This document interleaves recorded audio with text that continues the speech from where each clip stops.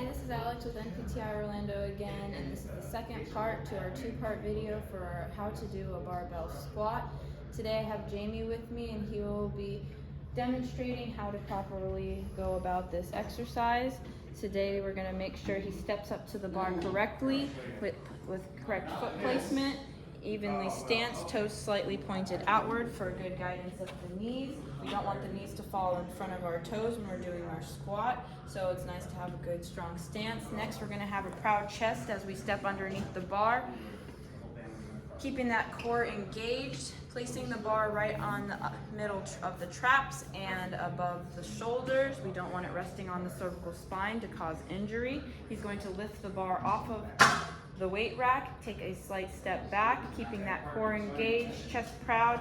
He's going to then sit back with his butt and slightly kiss the bench with his butt to make sure that he has a good point of guidance.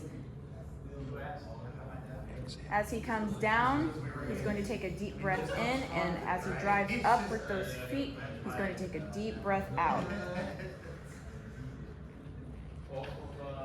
And that's going to be my demonstration for today. Again, I'm Alex from NPTI Orlando. We were going over the barbell back squat. You have a good day.